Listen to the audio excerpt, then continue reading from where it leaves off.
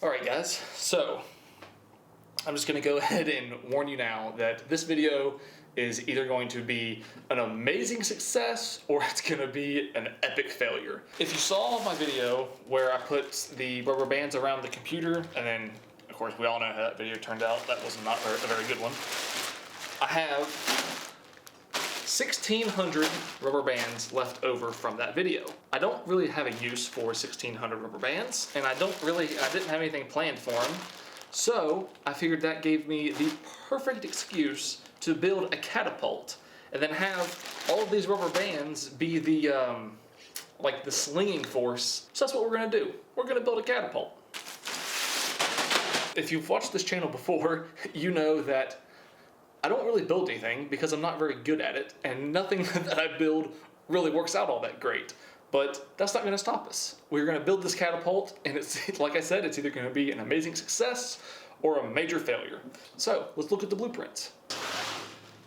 As you can see, this is very simple. So basically what we have is, this is going to be like the frame right here, and it's going to be 6 feet long by 18 inches wide, so that way it's going to be wide enough that it won't fall over one way or the other. And then you can see this is going to be like the side view, so if you just kind of use your imagination, this is going to be the bottom 2x4, which is going to be here, and then there's going to be another 2x4 that's going to be dead center, which is going to be right here. That'll be there. What I'll have is 2 support beams going to each one, so that way this board right here won't flop around or anything. Right here in the middle, I'm going to drill a hole, which will be over here, and then slide a piece of all thread through that, which will go across here, and then I can take my piece, I'm going to have a 3-foot piece of 2x4 that is going to be here, that's going to be, and then there's going to be this hook for the rubber bands that will attach here and be able to sling back and forth. So that's pretty much the plan. So let's get started.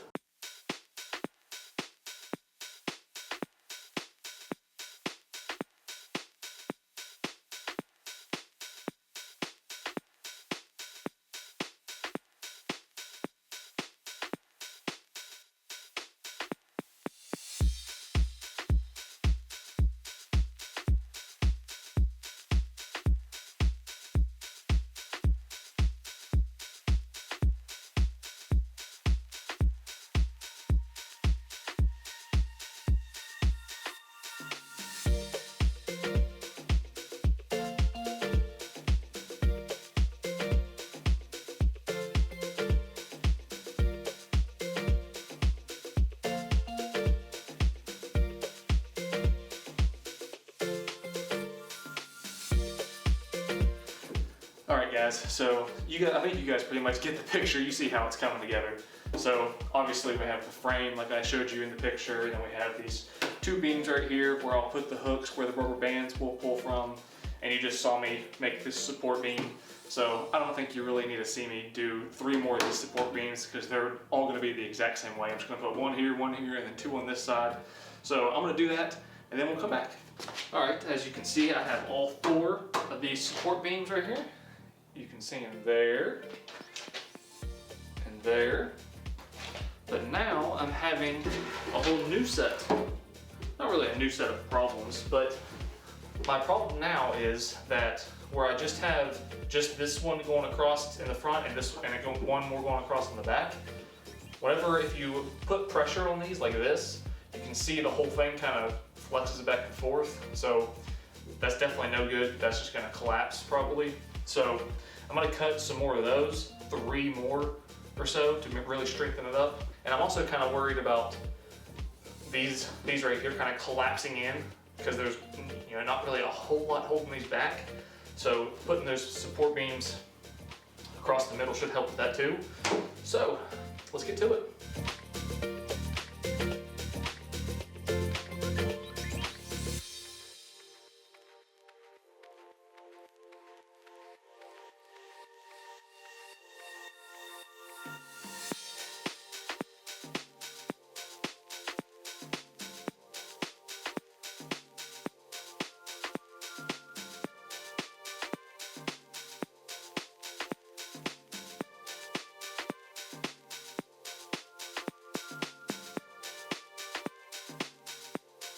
Alright guys, so as you can tell, I got all 4 of these supports in here, and it's way, way, way stronger. You can tell there's almost no flex in this thing now, only if you push like really, really hard.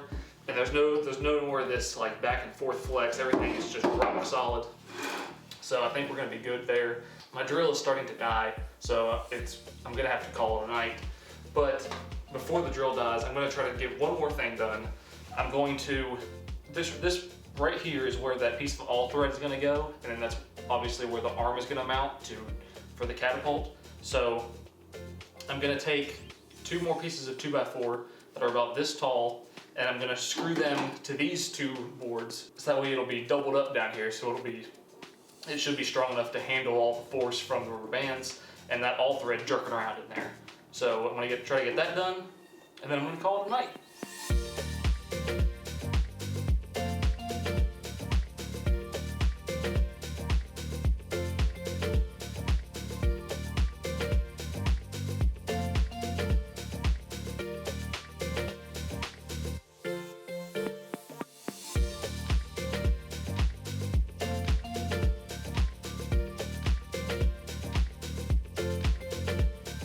Alright, so obviously the drill did have enough juice to put both of these in here.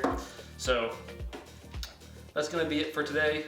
I'm going to call it a night, and then I will think about this thing in my dreams, see if I can upgrade it in any way, see if I can come up with any better ideas, and then we'll come back tomorrow and finish it up. Alright guys, so it is obviously the next day. As you can see, I put this thing up on this table just so you can see it a little bit better. So the last thing I did was I added these 2x4s here and here to kind of strengthen this up for that all thread to go through there. So our next step is going to be to measure the all thread so that we can cut it to the right length. Alright, so we are now ready to drill the holes through here to put our all thread through there. And by my calculations, which may or may not be correct, I made a little mark right here where we need to drill. I'm going to be using a 3/4 hole saw, and hopefully we'll make it all the way through. So as I'm sure some of you had probably guessed, this hole saw is not the right tool for the job. So whenever you drill into the wood, it just slowly fills up with wood, and then it can't go anymore, and then it's extremely hard to get the wood out. So we're going to be moving on from this, and I went out and I bought some spade bits, and now we should be good, and now hopefully we can get these holes drilled.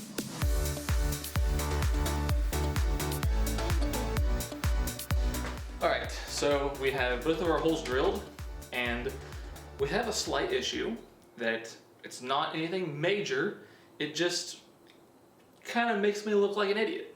So we have one hole here and one hole here, and I just want you to pay attention.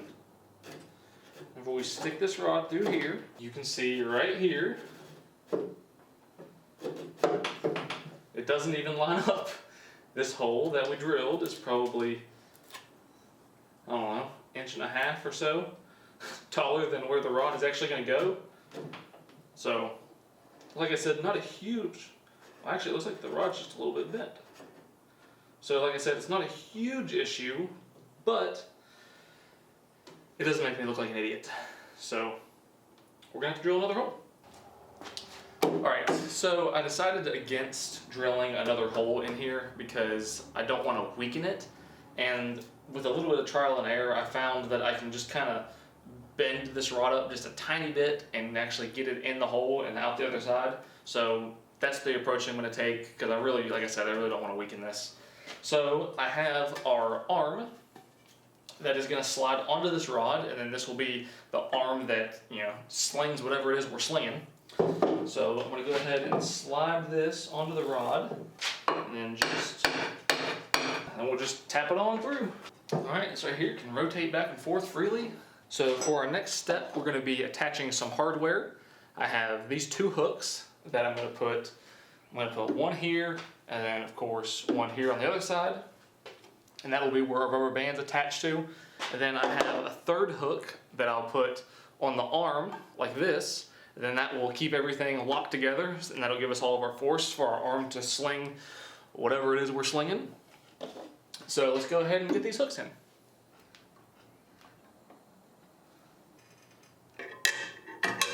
All right, we're looking pretty good. We got the hooks installed, we got the hook here. And I'm sure some of you are probably wondering why I have this like carabiner here. Because the thing is, my plan is that obviously this is where the rubber bands are gonna hook to pull this arm up. And what I want, and I wanna have the rubber bands hooked in because after it's under all this pressure and then it slings forward, I want the same rubber bands to be able to catch the arm on this side. So that way it's not just slinging it and it just slamming into the ground on the other side. Now we just gotta figure out the whole rubber band situation, because honestly it's not something I've put much thought into until now. Maybe hooking rubber bands together, just take two and then just kind of hook them together like this. It's kind of what I was thinking. That actually might work. Okay, that actually seems like that might work. All right, so I only have 12 rubber bands on here, 6 on each side, and this looks like that it's gonna work out exactly how I wanted it to. Check this out. Okay, all the way down.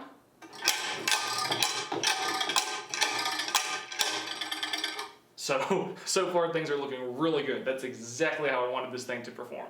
So let's put 50, 60, 100 more rubber bands on here. Let's see what happens. So before I get too carried away putting all those rubber bands on, we need to make like a trigger system or something.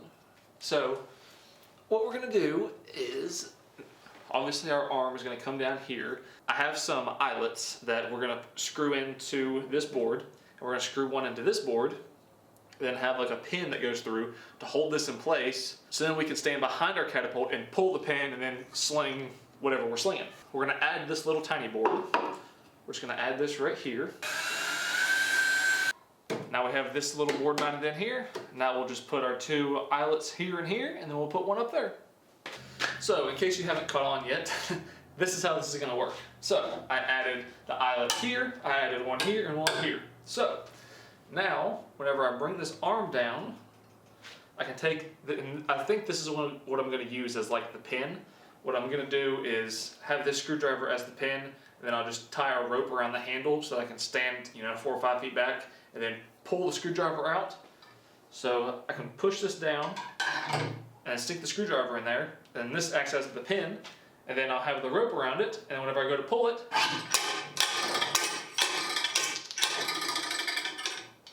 then the catapult will fire. So let's add a bunch more rubber bands and see if we can shoot something. All right, so as you can see, I have put just about as many rubber bands on here as I can, and you can see that it has a lot of tension. It takes pretty much 2 hands to push it all the way down, and then when you do get it all the way down, the front end starts to come up. So we're definitely probably at maximum capacity on the rubber bands. So we only have one more step. So we're gonna take this square blade shovel that was a hole shovel, but I cut it down. This is gonna go right here.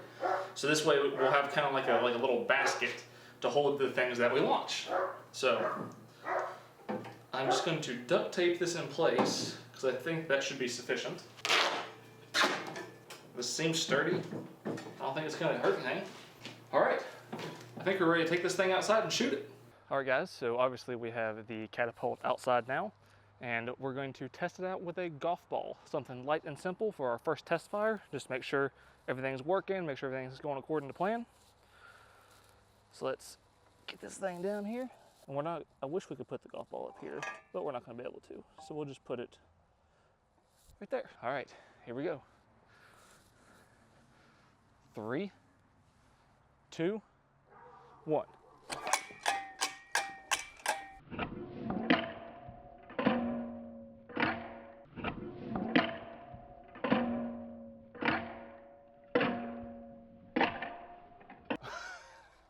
I don't know if you guys saw that, but that went way over the fence and almost into the street. All right guys, so obviously the golf balls went way over the fence.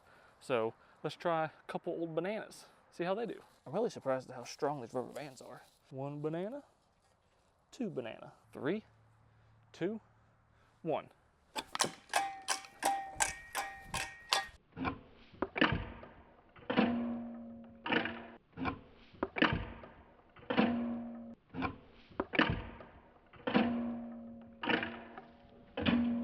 You can see right there that they just smashed against the fence. Nothing too exciting. All right, guys, and last but not least, we're gonna be launching this 10-pound dumbbell, just so you guys can kind of get a gauge of how much strength the catapult has with just rubber bands. Put our 10-pound dumbbell right there. 3, 2, 1.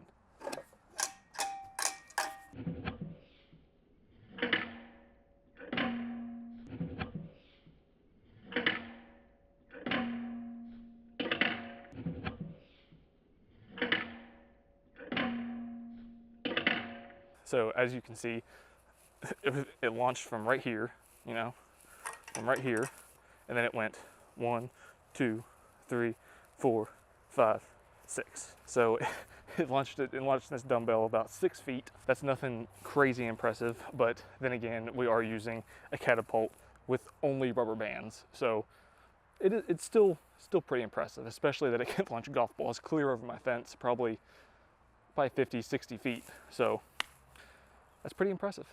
So I guess this is the end of the video. I'm super impressed with this thing. I'm very proud of this. I might like hang this up on a wall or something, because I'm usually not, like I said, I'm not usually very good at building things, but this thing went pretty much perfectly. Everything works flawlessly. Everything is good. Everything works exactly the way I designed it. So this could not have gone any better for me. And it actually does work pretty good, as you saw. Like, it slings the golf balls over the fence and almost into the street. So it is a functioning catapult. So I was thinking that since I've built this one, kind of like a small scale one, if there's enough interest from you guys, maybe I could take what I've learned from building this small one and build a bigger one that's maybe 10 times this size, if there's enough interest from you guys. So if you want to see that, leave a comment down below and then maybe I'll do it. But thank you guys so much for watching. Hope you enjoyed it, and I will see you in the next one.